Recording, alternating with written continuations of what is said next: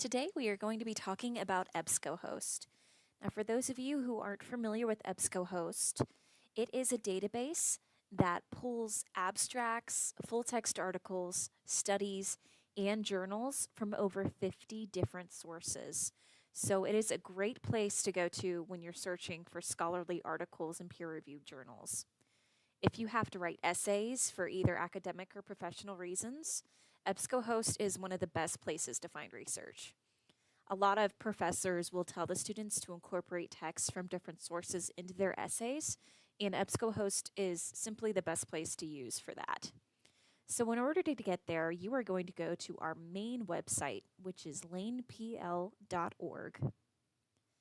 And under the Research tab, you are going to click on Databases. Now you can get there two ways. One, you can click under Encyclopedias and Dictionaries. In the General Research Database with parentheses EBSCOhost, this is the link you want to click on. You could also go Databases Alphabetical and click on G to get to the General Research Database. Now my screen opens up here mainly because I am logged in on a computer at the library. If you are using this at home, it's probably going to open up with a screen that prompts you to put in your library card number. If you are unaware of what your library card number is, if you forgot it, if you've misplaced your card, you can always just come into the library with your ID and get a replacement for that. Now, searching can take a certain amount of skill to find what you want. You may have to alter the keywords that you use depending on the results that you get. For example, if we were to search for cancer, we would get a lot of results about the disease. But say that you were interested in cancer as an astrological sign, then you'd need to search cancer and astrology to find relevant results. Another example, if you were interested in looking up Saturn for old cars, you would probably have to put in Saturn and car or automobile. If you just put in the word Saturn, you'd likely just get articles about the planet. So the most important thing to start with when you're searching, right now up here at the top, we are only searching in one database called Masterfile Premier. This is the default setting.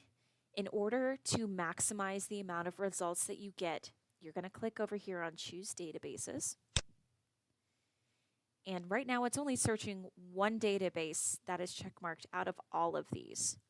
And we want to search all of these to get the most bang for our buck. So you are going to click up here to hit Select All, and it's going to give you a little message saying your computer may be a bit slow on getting results depending on how many you're searching through. But it's not that big of a difference. Then you'll click OK. So this time you are searching through the entire databases. Nope. So this way you will make sure that you are searching throughout every database that EBSCOhost pulls from for their articles. So now we can start searching. Let's say you are really interested in, let's go with the, I really should have thought of this before I started recording. Now we can choose keywords to start searching. So let's say that we wanted to search for articles about nursing. So I'll type in nursing and hit search. And right now, you're going to see that we have over 2 million results. In order to narrow this down, if you wanted to be more specific, we can use another keyword to search. So let's say you were only interested in learning about nursing in the intensive care unit. So we can do nursing and ICU.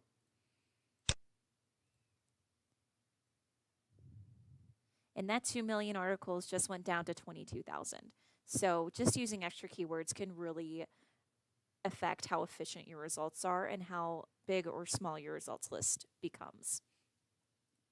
There are also other options on this left-hand side on how to filter your results once you receive them.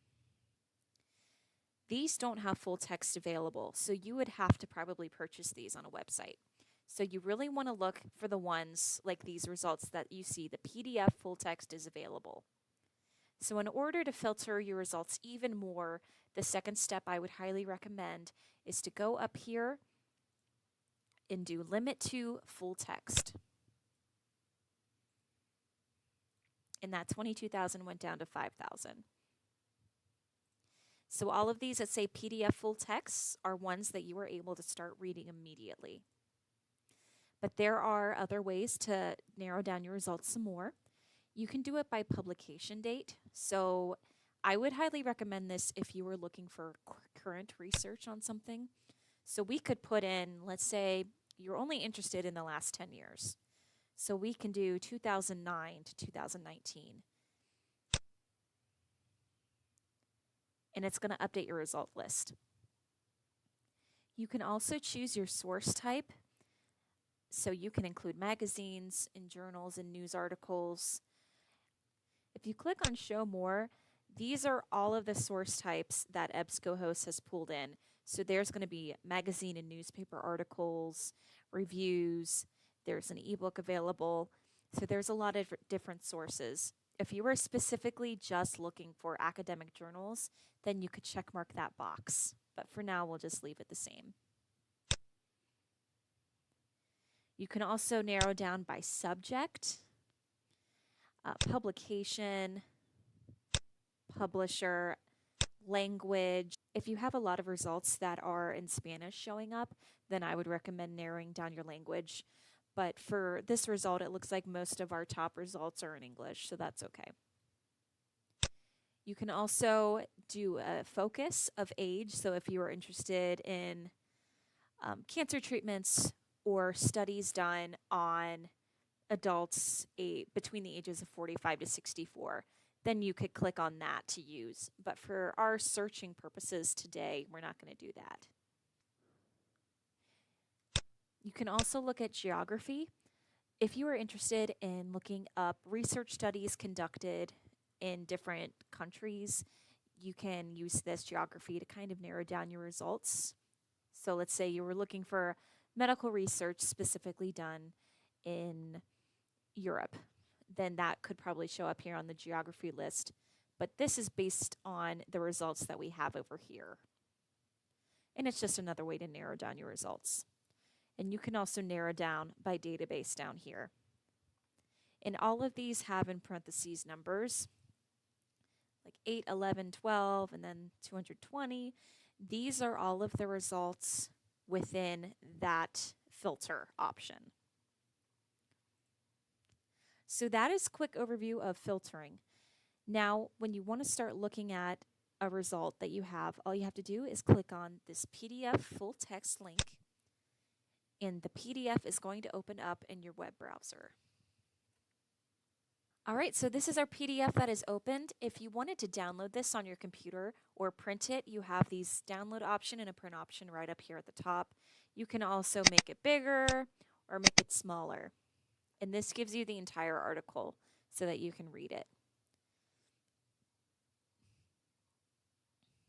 Now over here on the right, I'm going to point out some really, really handy keys that you can use.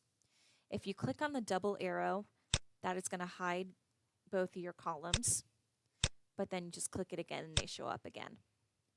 So what all of these icons mean, the first one is Google Drive. So you could save this article to your Google Drive, and if you click on that, a box is going to open and ask you to sign into your Gmail account. You can also print using this feature. You can directly email an article here. However, you're going to have to sign in on the computer itself with your email address. At that point, I would just recommend downloading the article and then opening up your email in a web browser and attaching it to an email. You can also add it to a folder. When you create an account, you can add specific articles that you like to your folder up here. This option doesn't really work with a library account because libraries, we only have one general subscription. If you are a college student, your college most likely has a subscription to EBSCOhost, and through there you can adapt it to fit your needs. So you would have your own personal account that you can add articles to your folder. I will say this is the most handy button. This page right here is the citation button. If we click on this, this is going to give us different types of citations depending on what formatting your professor requires. So there's AMA, APA, there's Chicago, there's MLA. It has all the different citations in it. For the most part, these citations are pretty accurate, but you're going to want to double check to make sure that the references are correct. Sometimes the citation, it doesn't italicize the specific parts correctly, or sometimes it doesn't have the date or the author, even though you can see the author on the front page. I've noticed that sometimes, even though the authors are listed right here, they're not always listed up in the references. So just double check that. But this will give you a great starting point when you're creating a reference list. These other buttons, you probably won't use much. You can export this file. Once again, you can just download it and attach it to an email to send it to people. You can permalink this so you can get the correct link to it, but people are going to have to sign in with their EBSCOhost anyway, so it might be just easier to download it and send it as an attachment. And you can also share it here if you wanted to share it on any social media platforms. And if you wanted to go back to your results list, all you have to do is click up here at the top that says results list, and it has a little back arrow. And at any time in your results, if you go up to the top, you can always change this. So let's say we wanted to do oncology nursing.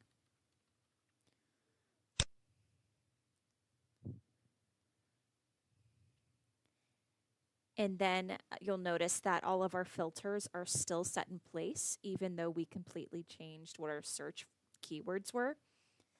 So that's another way. And if you wanted to completely start over with your search, all you have to do is go to basic search, and it's going to take you back to the very beginning. And that is a very brief overview of EBSCOhost. I'd highly recommend it if you're writing essays and you need outside sources besides books for the papers that you are writing. If you need extra help with this, I would recommend you can either come into the library or you can visit your college's library. Academic libraries usually have courses that go more in depth on how to use EBSCOhost, so I would definitely recommend that as well.